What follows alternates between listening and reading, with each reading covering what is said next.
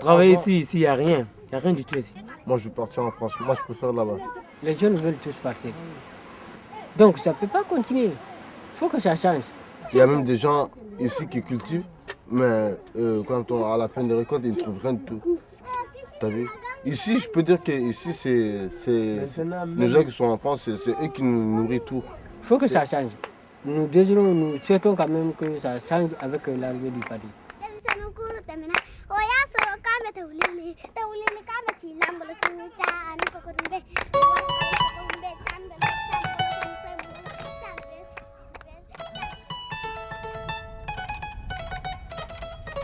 Le PADI, le programme d'appui au développement durable de Yélimané.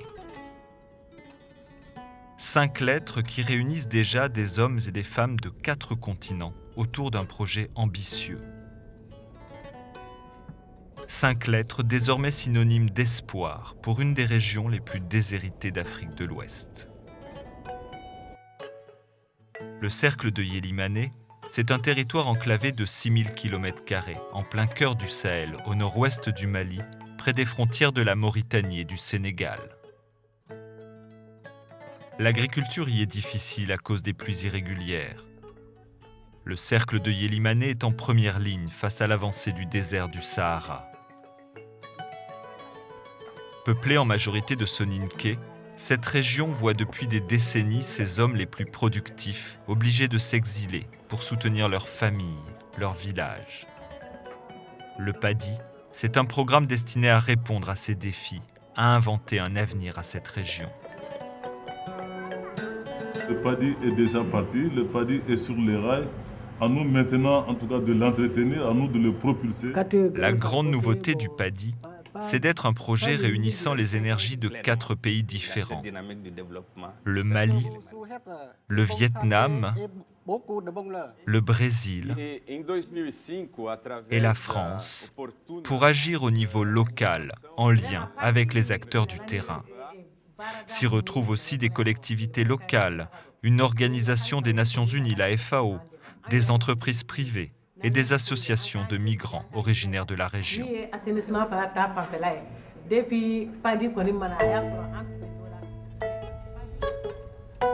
Babel, aux portes du désert, où chacun vient avec ses idées et ses compétences.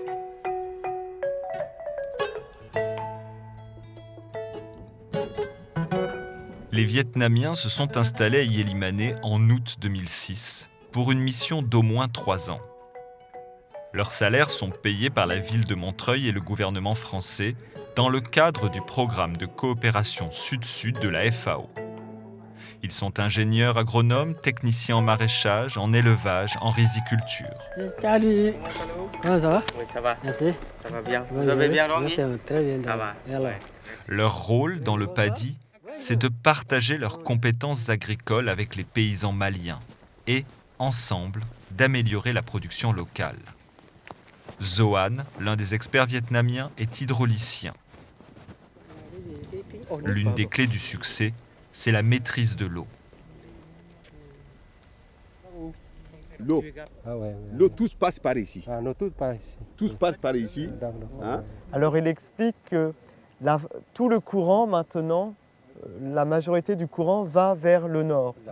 Et par ailleurs, ici, c'était cultivé par les gens de Crémis avant. Leur projet le plus ambitieux, à court terme, faire pousser du riz sur plusieurs centaines d'hectares. Il faut faire la marque pour entretenir de l'eau. Pour tenir l'eau. Oui, pour fouiller de l'eau sur de terre. Ouais. Saison 2006. 2007. Faire 2 hectares. 2 hectares. Oui. Ouais.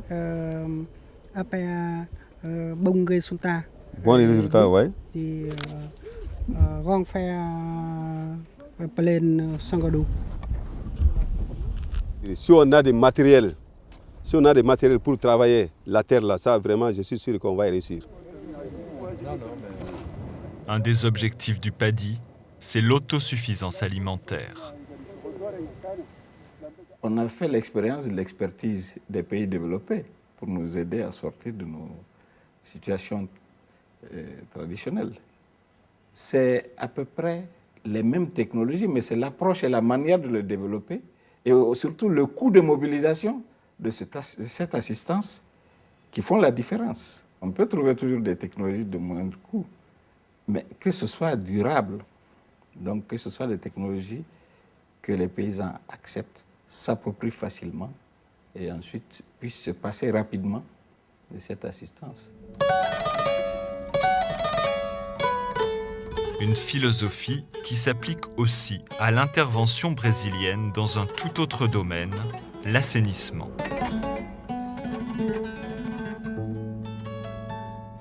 A participação e a informação das pessoas é instrumento muito eficiente.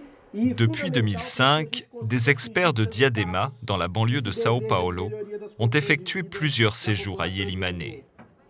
S'appuyant sur leur expérience avec des habitants de bidonvilles au Brésil, ils travaillent avec les autorités locales à sensibiliser les populations à la gestion des déchets et à la mise en place de décharges respectueuses de la santé et de l'environnement. Ce qui passe par une connaissance fine du terrain. Ça, c'est depuis Ojaï. Voilà. Bon, mais dans ce cas-là, on ne peut pas implanter un dépôt de transit ici. Non, c'est ce que le chef de village a dit. D'accord. Quand on amène c'est un le lieu corps, de prière voilà, ici pour les gens qui décèdent. Ils décèdent, voilà. Donc on ne peut pas utiliser le lieu pour... Não pode usar o lugar porque é um local de prece. Então aqui não. Esquece. Esta villa es una villa muy compleja porque la planta de su suelo es muy baja. Estamos con dificultades de encontrar los puntos de posición transitoria de basuras. Dans chaque village, les problèmes sont les mêmes. Les terrains trop plats, les conflits de propriété, l'organisation. Mais avec du temps, les solutions apparaissent. Car lutter contre le fléau des déchets est une priorité au Mali. Na verdade, tripé, né? São 3 bases, a econômica, a social e a ambiental.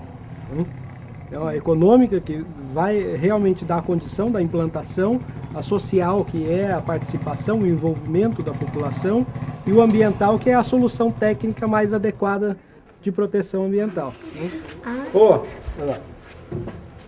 Un des objectifs du PADI, c'est moins de déchets dans la rue, et donc moins de maladies. Les migrants maliens de France croient au PADI. Chacun y a mis 150 € de sa poche. C'est la première fois qu'un programme de développement les réunit tous, quel que soit leur village, leur famille. Parce que le PADI concerne l'avenir de leurs enfants dans tous les domaines économiques, sociaux, sanitaires. C'est une boîte à outils pour réunir des partenaires d'horizons divers. Comme des entreprises, Veolia et le syndicat des eaux d'Île-de-France qui remettent à neuf le réseau d'adduction d'eau de la ville de Ielimane et apportent l'eau potable dans les quartiers.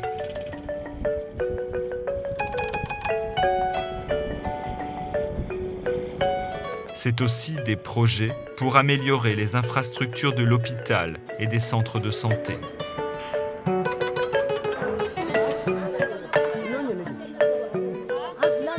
C'est aussi le développement de jardins maraîchers dans les villages, le soutien à des organisations de femmes, à l'insertion professionnelle des jeunes, à la décentralisation et encore bien d'autres choses qui restent à inventer. C'est aussi et surtout des rencontres improbables entre des hommes et des femmes du monde entier, prêts à travailler ensemble. Si on arrivait à aménager cette